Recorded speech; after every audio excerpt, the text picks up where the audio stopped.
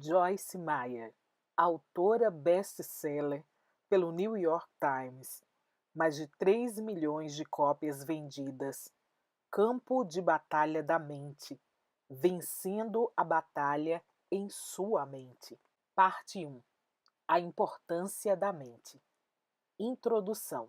Porque as armas da nossa milícia não são carnais, e sim poderosas em Deus para destruir fortalezas, anulando sofismas e toda a altivez que se levante contra o conhecimento de Deus e levando cativo todo pensamento à obediência de Cristo. 2 Coríntios 10, 4 e 5. Como podemos expressar suficientemente a importância dos nossos pensamentos para transmitir o verdadeiro significado de Provérbios 23, 7? Porque como uma pessoa imagina em sua alma, assim ela é.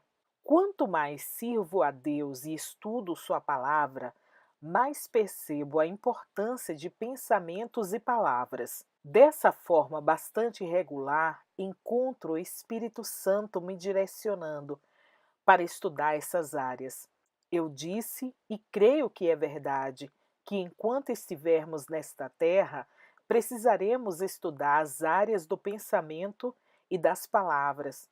Não importa quanto saibamos em qualquer área, sempre há coisas novas a aprender e coisas que aprendemos anteriormente em que precisamos nos reciclar. O que exatamente significa Provérbios 23, 7? A versão King James diz: Porque como o homem imagina em seu coração, assim ele é. Outra tradução diz: Como o homem pensa em seu coração, assim ele realmente se torna. A mente é a líder ou a precursora de todas as ações. Romanos 8,5 torna claro: porque os que se inclinam para a carne cogitam das coisas da carne, mas aos que se inclinam para o Espírito cogitam das coisas do Espírito. Nossas ações são resultado direto dos nossos pensamentos. Se tivermos uma mente negativa, teremos uma vida negativa. Por outro lado, renovarmos nossa mente de acordo com a palavra de Deus, provaremos em nossa experiência o que está escrito em Romanos 12, 2. A boa, agradável e perfeita vontade de Deus para a nossa vida. Dividi este livro em 3 partes. A primeira trata da importância dos pensamentos. Quero estabelecer firmemente em seu coração, para sempre, que você precisa começar a pensar sobre o que está pensando. Os problemas das pessoas estão tão enraizados em padrões de pensamento que, na realidade, produzem os problemas que elas experimentam na vida diária. Satanás oferece formas de pensar erradas a todo mundo, mas nós não somos obrigados a aceitar sua oferta. Aprenda que tipos de pensamentos são aceitáveis ao Espírito Santo e que tipos não são aceitáveis. A segunda carta aos Coríntios 10, 4 e 5 indica claramente que devemos conhecer suficientemente bem a palavra de Deus para sermos capazes de comparar o que está em nossa mente e o que está na mente de Deus.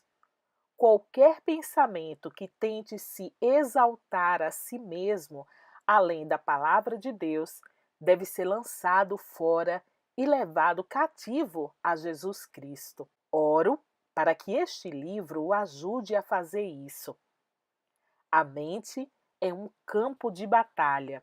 É uma necessidade vital que alinhemos nossos pensamentos com os pensamentos de Deus.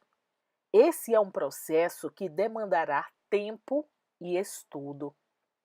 Jamais desista, porque pouco a pouco você vai mudando. Quanto mais sua mente mudar para melhor, mais sua vida mudará para melhor.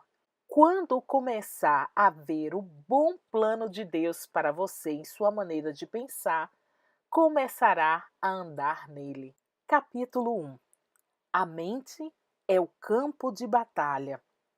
Porque a nossa luta não é contra sangue e a carne, mas sim contra os principados e potestades, contra os dominadores deste mundo tenebroso, contra as forças espiritual do mal nas regiões celestes.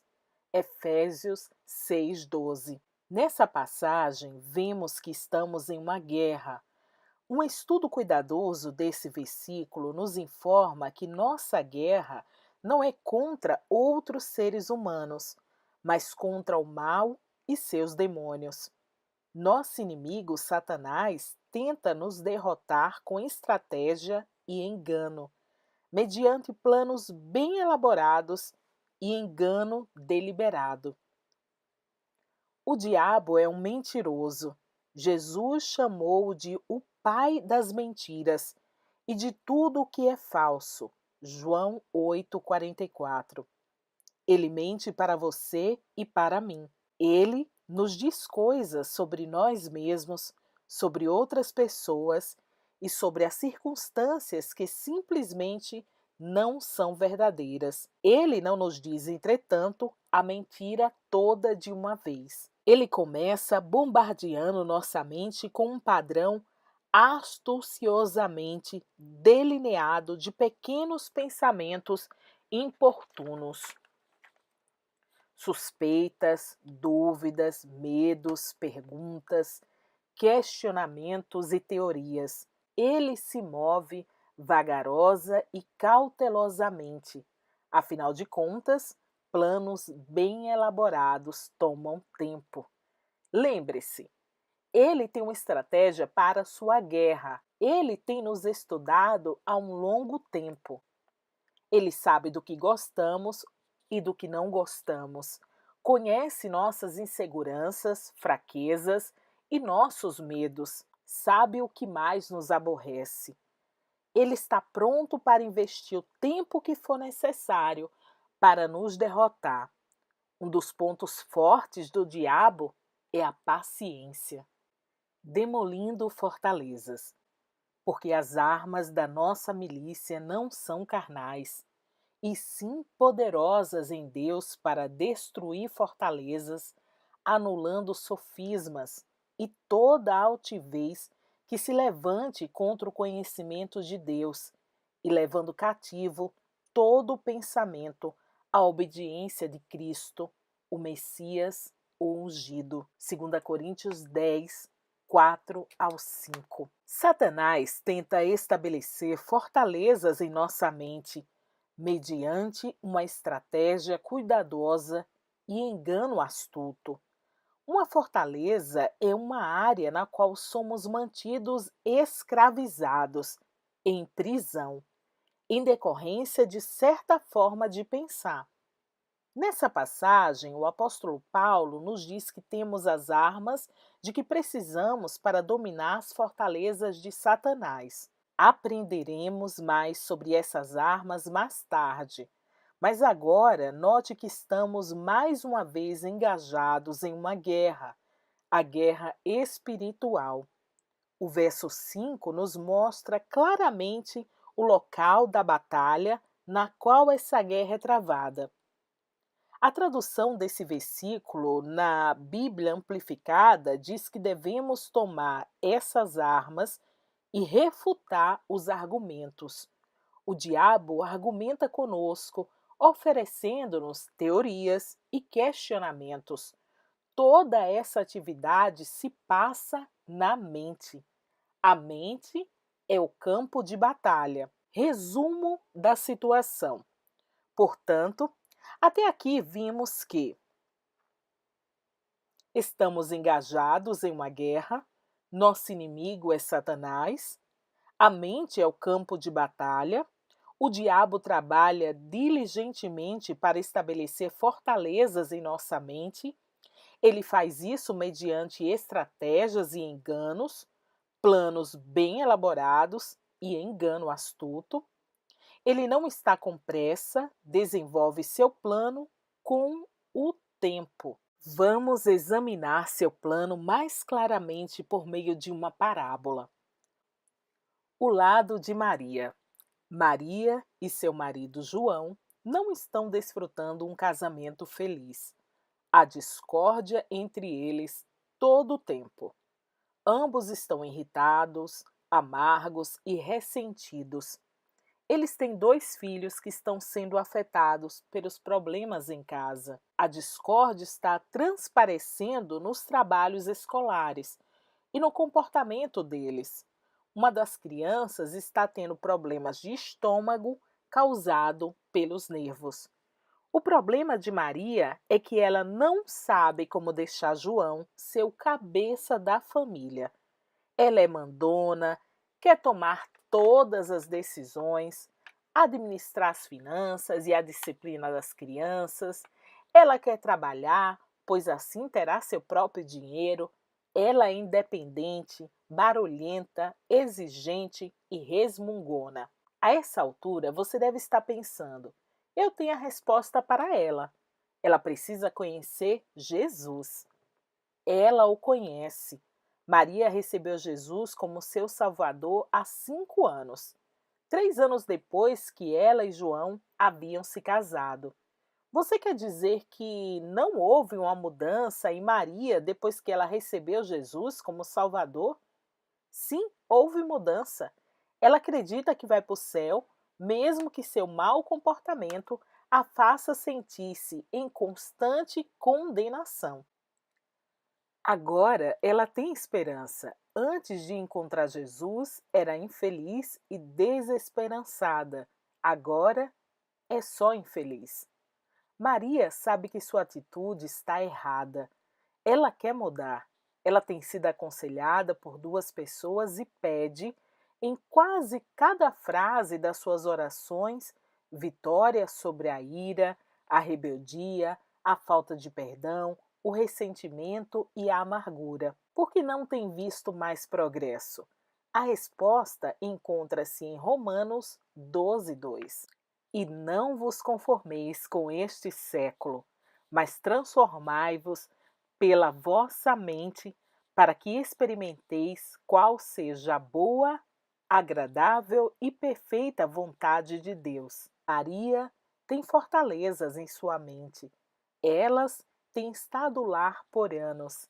Ela nem mesmo entende como elas foram parar lá. Ela sabe que não deveria ser rebelde, mandona, resmungona, mas não sabe o que fazer para mudar sua natureza.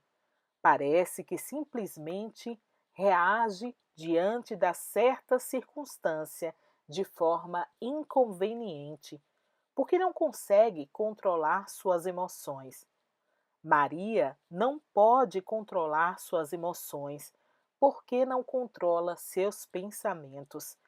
Ela não controla seus pensamentos porque eles são fortalezas que o diabo colocou bem cedo em sua mente. Satanás começa a desenvolver seus bem elaborados planos e a semear seu engano deliberado em uma idade bem terna. No caso da Maria, seus problemas começaram há muito tempo, na infância. Na infância, Maria tinha um pai extremamente dominador que frequentemente a espancava apenas porque estava de mau humor. Se ela fizesse o movimento errado, ele descarregava sua ira nela. Por anos, ela sofreu sem nenhum auxílio, enquanto seu pai a maltratava, bem como sua mãe. Ele era desrespeitoso de todas as maneiras para com a sua esposa e a sua filha.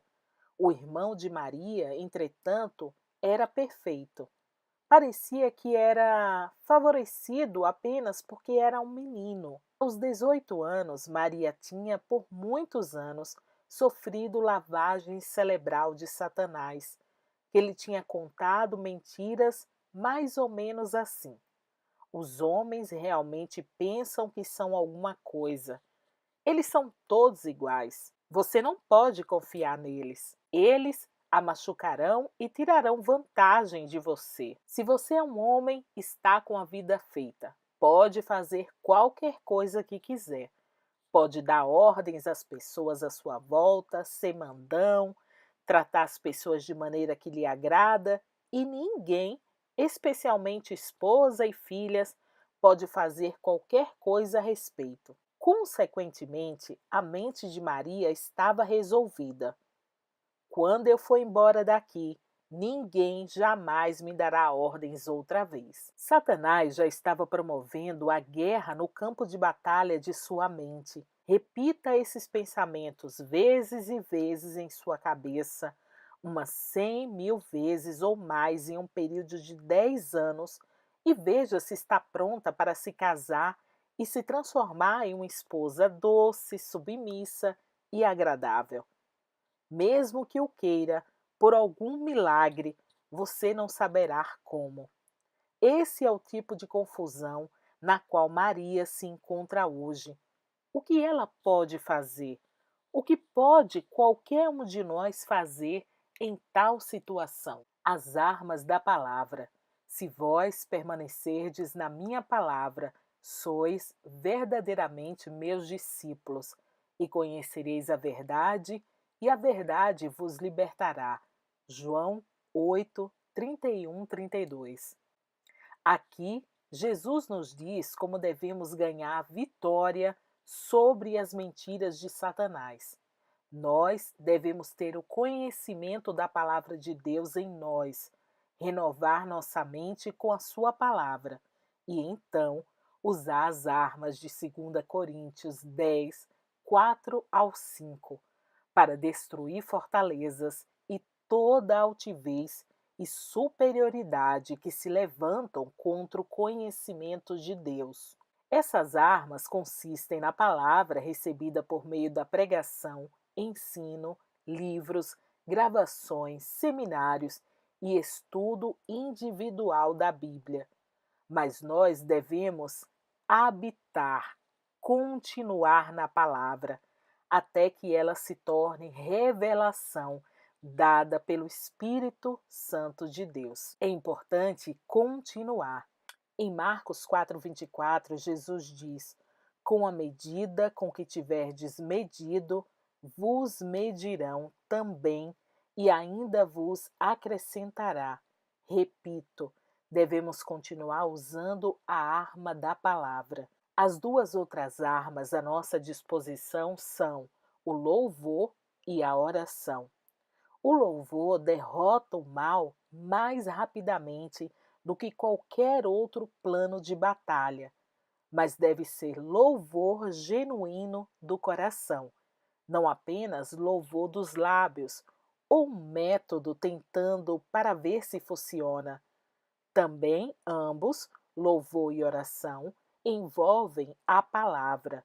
Louvamos a Deus de acordo com sua palavra e sua bondade. A oração é o relacionamento com Deus, é vir e pedir ajuda a Deus ou falar com Ele sobre alguma coisa que nos preocupa. Se você quer ter uma vida efetiva de oração, desenvolva um bom relacionamento pessoal com o Pai. Saiba que Jesus o ama, que Ele é cheio de misericórdia, que Ele o ajudará. Conheça Jesus, Ele é seu amigo, Ele morreu por você. Conheça o Espírito Santo, Ele está com você todo o tempo como seu ajudador. Deixe-o ajudá-lo. Aprenda a encher suas orações com a palavra de Deus. A palavra de Deus e nossas necessidades são a base pela qual vamos a Deus. Então, nossas armas são a palavra usada de várias formas. Como Paulo nos diz em 2 Coríntios, nossas armas não são armas carnais, elas são espirituais. Precisamos de armas espirituais porque estamos combatendo espíritos mestres. Sim, o próprio diabo. Mesmo Jesus usou a arma da palavra no deserto para derrotar o mal. Lucas 4, 1 ao 13. Cada vez que o diabo mentia a Jesus, ele respondia: "Está escrito", e citava a palavra. À medida que Maria aprender a usar suas armas, ela começará a destruir as fortalezas que foram construídas na sua mente. Ela conhecerá a verdade que a libertará. Ela verá que nem todos os homens são como seu pai terreno. Seu marido, João, não é. Ele a ama muito. O lado de João. O outro lado da história envolve João. Ele também tem problemas que contribuem para a situação com que ele e Maria se deparam no casamento dele, no lar e na família. João deveria estar tomando seu lugar como chefe da família. Deus quer que ele seja o pastor do seu lar. João também é nascido de novo e conhece a palavra, conhece a ordem correta para a vida familiar. Ele sabe que não deveria permitir que a esposa administrasse a casa, as finanças, a vida das crianças e a dele. Ele sabe tudo isso, mas não faz nada a respeito, a não ser se sentir-se derrotado e voltar para a TV e para os esportes. João está se escondendo da responsabilidade porque ele odeia o confronto. Ele prefere tomar uma atitude passiva pensando: bem, quem sabe se eu deixar a situação como está, ela se conserta por si mesma.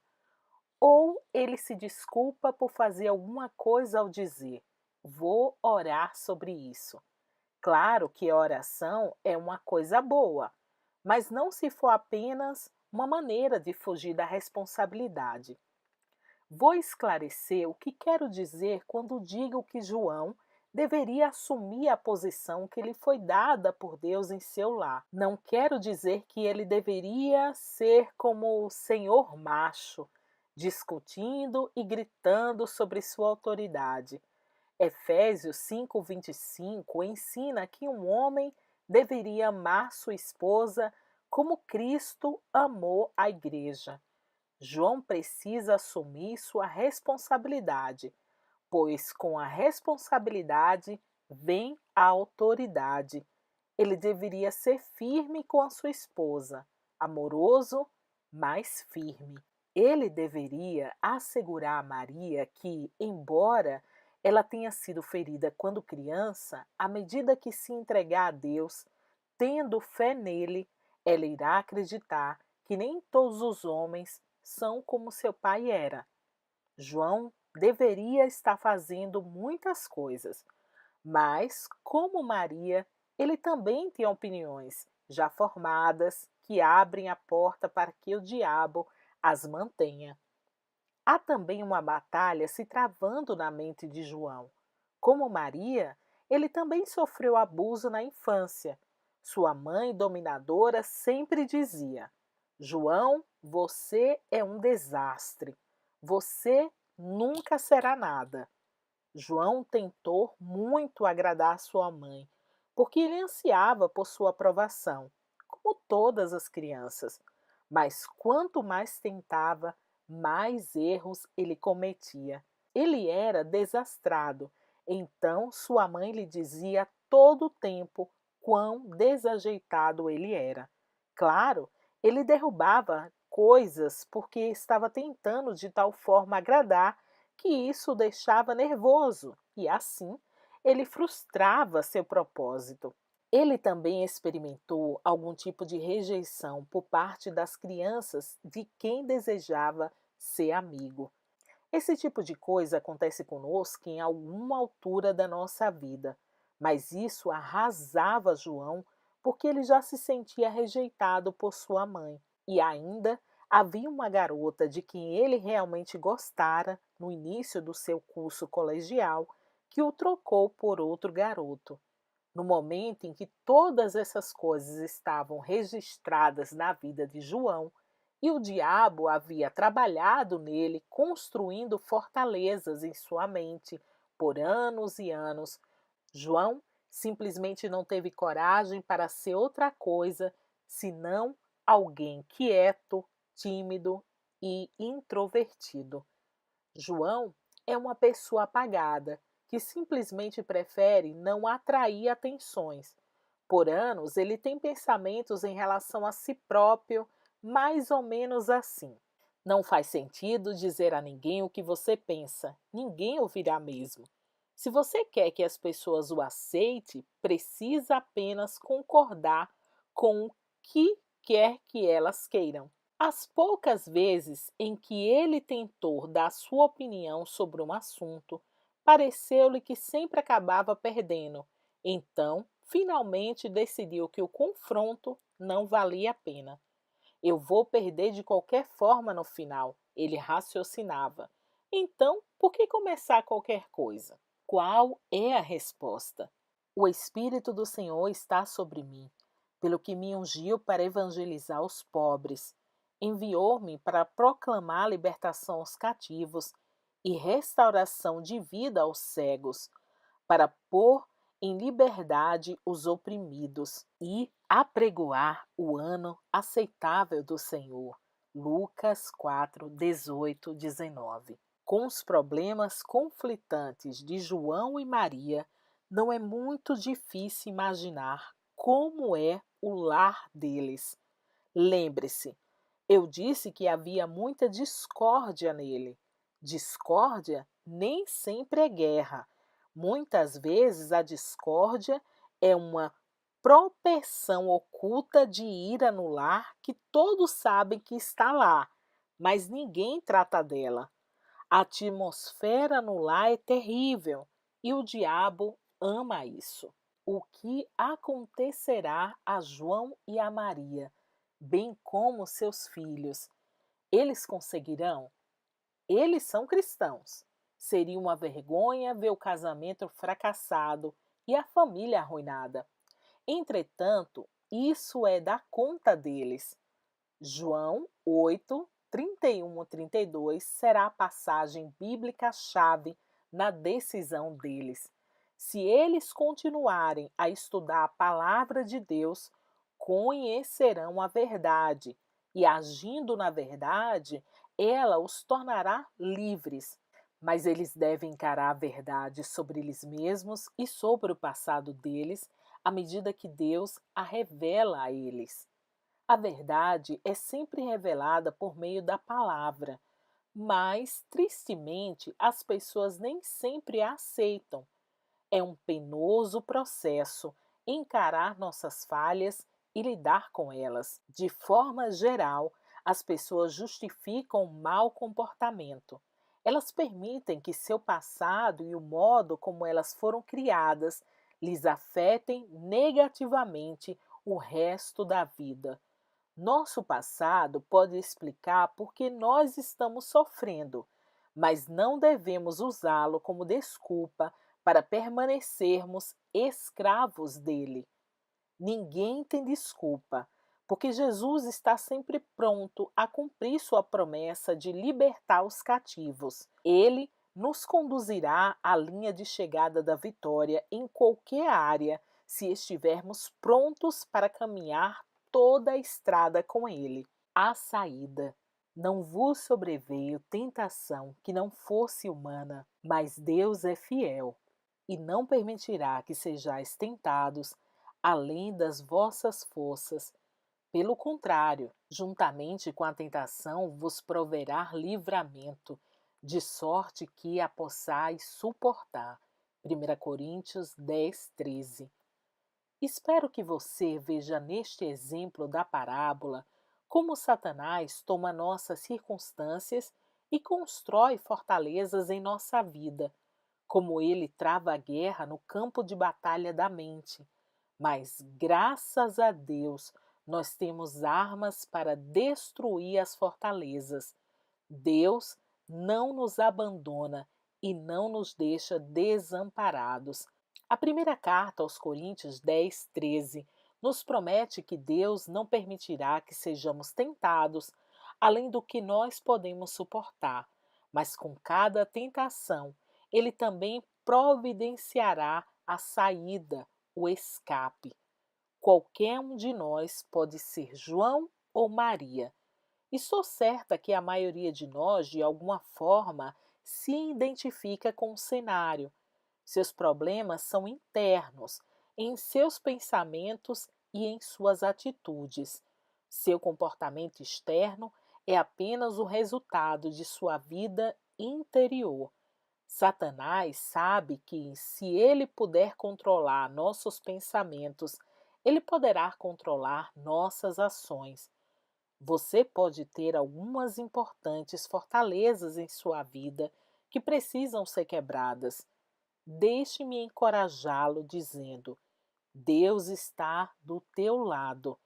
Há uma guerra se desenrolando e sua mente é o campo de batalha. Mas a boa notícia é que Deus está lutando do seu lado.